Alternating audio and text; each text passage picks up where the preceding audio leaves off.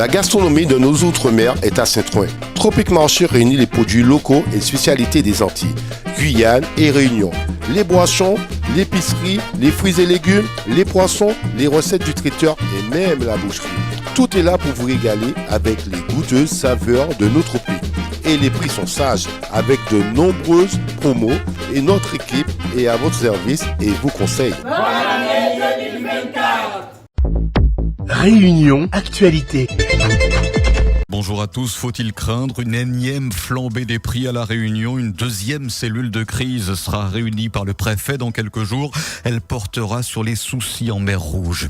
La loi est-elle trop laxiste envers les squatteurs? Vous êtes nombreux à réagir après l'histoire d'une famille au port. Ils ont occupé illégalement un logement social pendant une semaine et ne comprennent pas leur expulsion. C'est un très grand classique de ce début d'année. L'épiphanie, frangipane, brioche seront sur nos tables ce midi, sauf que pour avoir de la qualité, il faut malheureusement mettre le prix, vous l'entendrez. La météo agréable ce matin, une dégradation du temps est attendue sur l'intérieur de l'île en début d'après-midi. Prévision tout à l'heure. Et donc aucune flambée des prix pour l'instant, statu quo, mais jusqu'à quand?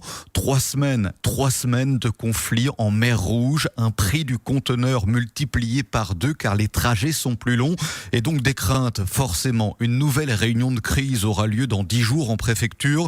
Les acteurs de la grande distribution et du fret y seront conviés. Quoi qu'il en soit, vous vous préparez à cette hausse des prix, perspective qui selon vous semble inévitable.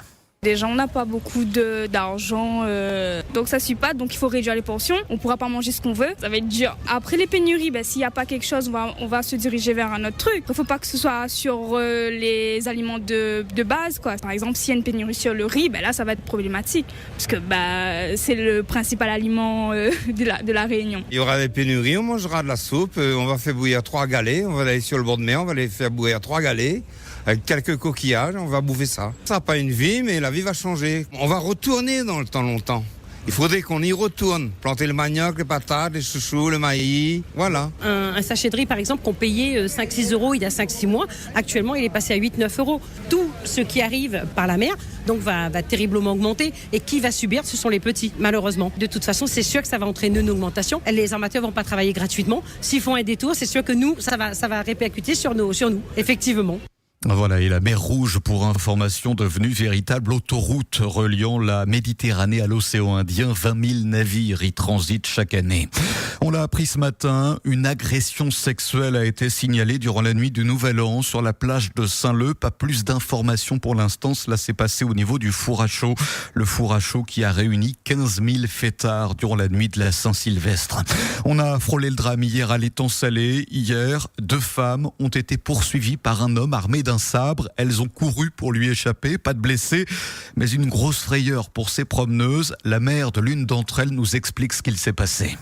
Ah, mais ma fille, elle a eu le saisissement de sa vie. Il faut dire aux gens de faire attention à étant salé. Ma fille, elle, avec sa copine, témoin fait qu'elle aurait pu faire agresser par un homme qui a un sabre qui court après les gens. Et c'est pour dire aux gens, faites très attention. Dans le parcours d'état salé, ma fille a l'habitude de partir là-bas. Mais elle est arrivée à tout à l'heure en essoufflant, en disant qu'elle, avec sa copine, elle était obligée d'arrêter pour appeler un monsieur. Le monsieur aussi, il a couru parce qu'il y a un homme qui courait, mais il y a des gens qui fait la marche à état salé. Il était accroupi par terre, et quand ils ont vu passer, il a pris son sabre et puis elle a couru derrière eux, mais ma fille elle arrive à courir, mais la dame elle n'arrivait pas. Et ensuite, il y avait un monsieur, là il a stoppé un petit peu, mais pour dire aux gens, parce qu'il y a beaucoup de personnes qui vont courir toutes seules, je veux dire, il y a des femmes, il y a des hommes, il y a beaucoup de monde là-bas.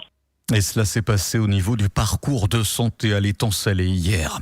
C'est le sujet qui vous a fait réagir en direct ce vendredi, la triste histoire de Volbert au port. Hier, toutes ces affaires ont été déposées en bas d'un immeuble, l'immeuble où se trouve l'appartement qu'il a squatté pendant une semaine avec sa famille. Alors ce qu'il faut préciser, c'est que 2 logements sociaux lui ont été proposés, des appartements pas adaptés à sa femme, malade, sous oxygène. C'est la raison qui l'a poussé à occuper illégalement un appartement. Quoi qu'il en soit, aujourd'hui, il se retrouve à la rue. Le dossier a été pris en main par la SHLMR, le bailleur, et par la mairie du port.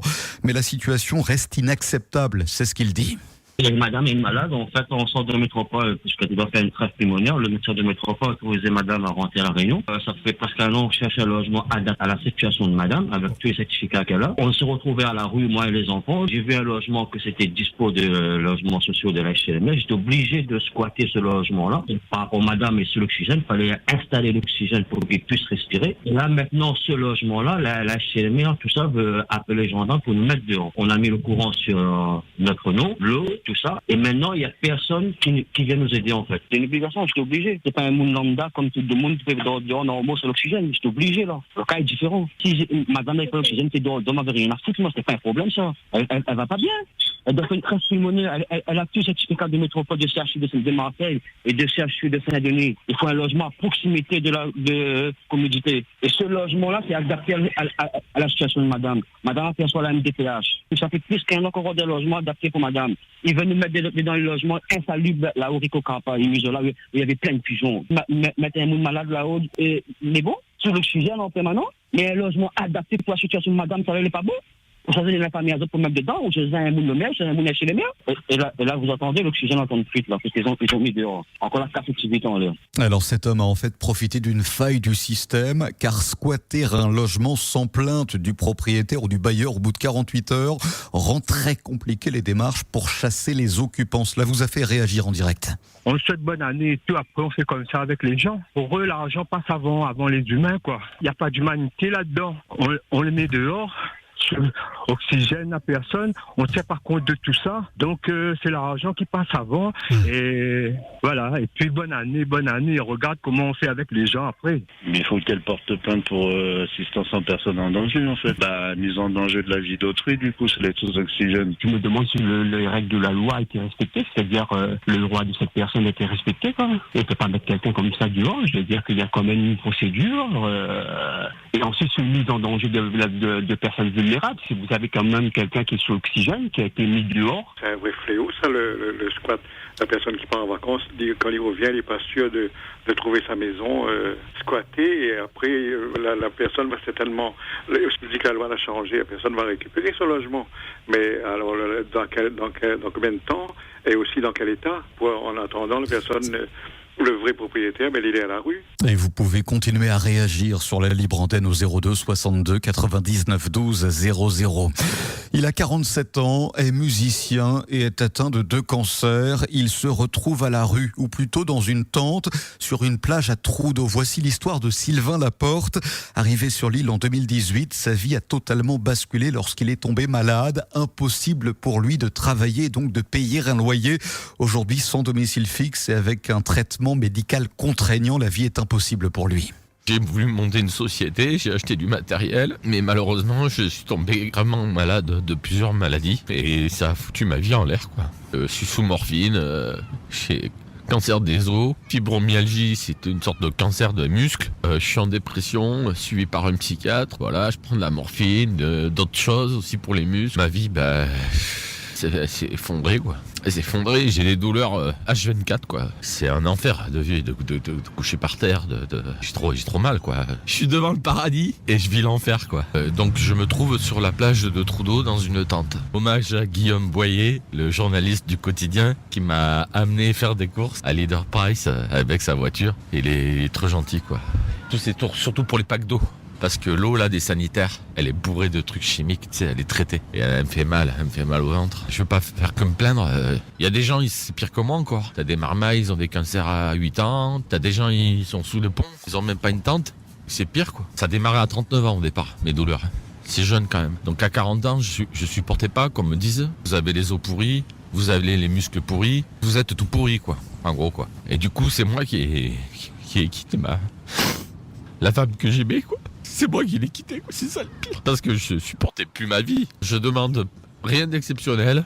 Juste une pièce, quoi, un studio, pour pouvoir au moins avoir mes sanitaires à moi. Parce que le problème, c'est que comme j'ai un problème de sang aussi, c'est-à-dire que je chope les maladies, tous les microbes des autres, quoi. Enfin, un petit truc à moi, quoi. Interview signée Rajiv Jiten pour freedom.fr. Vidéo à retrouver, bien sûr, sur notre site internet. Yael Braun-Pivet sera à La Réunion dès lundi. La présidente de l'Assemblée nationale a entrepris un tour de France des territoires. La Réunion sera son 34e déplacement.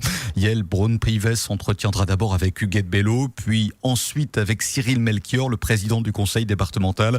Visite durant laquelle des rencontres avec les acteurs associatifs sont également prévues. Yael Braun-Prives se rendra ensuite à Mayotte dès le jeudi. Elle restera chez nos voisins jusqu'à la fin de semaine.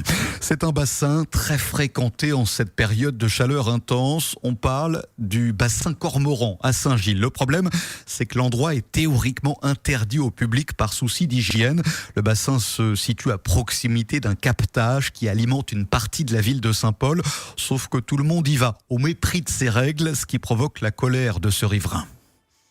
Quand on monte la route Piat, là, vers Saint-Gilles-Léo, etc., on en a le bassin Cormoran. Ça l'a interdit, ça, normalement, pour le public. Normalement, hein. On commence avec un N, ça, normalement, là. Plusieurs fois, on interpelle des gens bien concernés au niveau de la commune. Et on donne à moi des réponses un peu baroques. Du style, ça sera interdit parce que là, actuellement, il va déplacer les pompes dans les bassins. Au moins, comme ça, les gens, ils ne pourront plus mettre n'importe quoi dans les bassins. Et donc, c'est de l'eau utilisée pour X raisons. C'est pour ça que les interdits, on va dire. Alors, on a un truc que hier, moi, la remarqué. Le site l'interdit, tant mieux pour les gens qu'il a eu l'autorisation d'ouvrir un snack, un bar, etc. à côté. On a des nouveaux bars qui ouvrent à côté, sur le site, plus ou moins. Il pose à moi la question, le lieu l'interdit, mais en même temps, où incite les gens à venir sur ce lieu, on a des bars, on a des snacks autour, en fait. C'est un petit peu illogique, où incite sur un lieu délicat pour le public, et où donne accès à une restauration. Ce qui me dit, les gens, ils montent. En sachant que tout le bas-côté, tout le temps, on a des voitures et à là, on a un stationnement interdit. Maintenant, la commune a un droit de réponse. On va notre solution. Voilà, et selon la mairie de Saint-Paul, l'accès au bassin est une priorité puisque la collectivité travaillera actuellement sur un projet d'aménagement pour sécuriser le site et préserver la ressource en eau. La galette des rois, la brioche, la frangipane, vous serez sans doute nombreux à en consommer ce week-end à l'occasion de l'épiphanie. Alors, il y a deux écoles. Ceux qui se rendent en grande surface avec des galettes pas chères mais peut-être un peu moins bonnes, et ceux, les puristes, qui vont chez des artisans. Alors oui, c'est très cher, on met le prix mais la qualité est au rendez-vous. C'est ce qu'assure Émilie, vendeuse dans une boulangerie de Saint-Denis. Moi je dis, si on veut manger quelque chose de bon, il faut mettre un petit peu de prix. Et je trouve que le prix n'est pas exagéré. On a la petite galette de 6 parts à 26 € et la grande galette à 32 €.